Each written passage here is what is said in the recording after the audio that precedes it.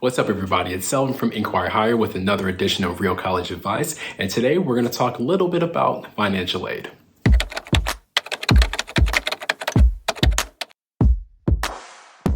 During my time as a financial aid counselor and assistant director, there was quite a bit of information that I learned that I wish I knew when I was in school. I never thought to go in and ask questions, but I get it. The financial aid office can be super intimidating, especially if you don't know what your aid looks like or how it was even calculated. Fortunately, I got a lot of really good questions during my almost 10 years in the field, so I want to share them with you and the best answers that I have for them. And this will probably be great for those who are still trying to make a decision on what school you're trying to get into, especially if cost might be the final answer. So let's get started. Our top 5 questions and answers about financial aid.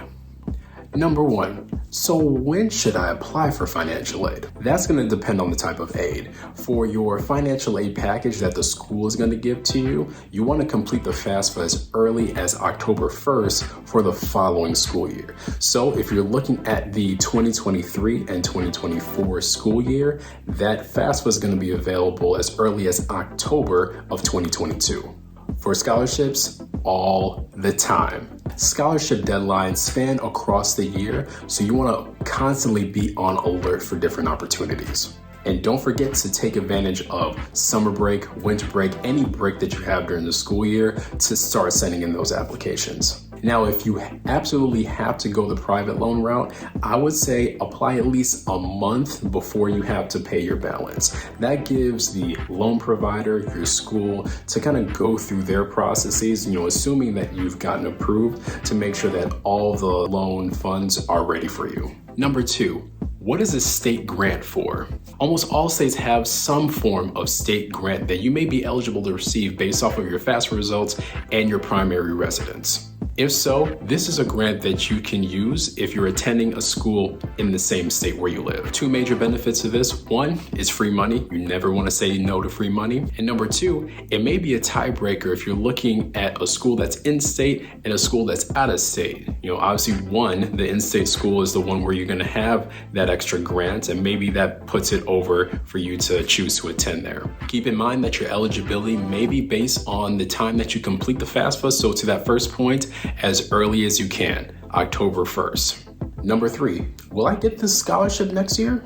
That's also going to depend on the scholarship. The main point is you want to know how that scholarship is set up. Some scholarships are awarded for just that year. Others have a set number of years that they're going to pay out. There are also some scholarships that are based on your GPA or some type of service requirement that you have to keep up with. So make sure you're maintaining those so you can continue receiving the money. Your aid most likely won't look the exact same way every year, so just be aware of how your scholarships are set up.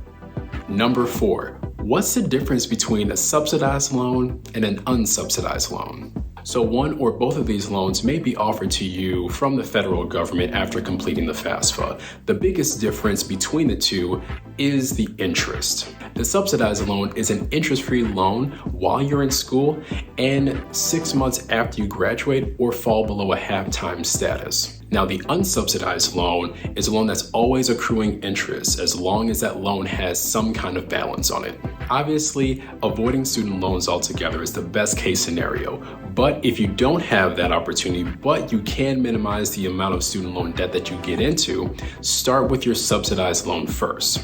And number 5, what if my financial situation changes? This is a really big one. The biggest thing that you can do is talk to your financial aid office. Students and families are surprised to know the number of things that can change their financial aid. A parent loses their job during the school year, emergency expenses come up, the student drops a class or even falls from full-time to part-time. Those things can all affect your financial aid. Time can also be a big factor, so don't wait on discussing these concerns or questions that you may have with your financial aid office, as someone should be there to guide you through your options. So there you have it, our top 5 questions and answers for financial aid. If you liked the video or found it helpful, please be sure to like the video and subscribe for more videos as well as interviews from our podcast. As always, if you have any questions, feel free to leave them in the comments below or let us know what other videos you want to see from us. Again, this is Selvin from Inquire Higher, and until next time, take care.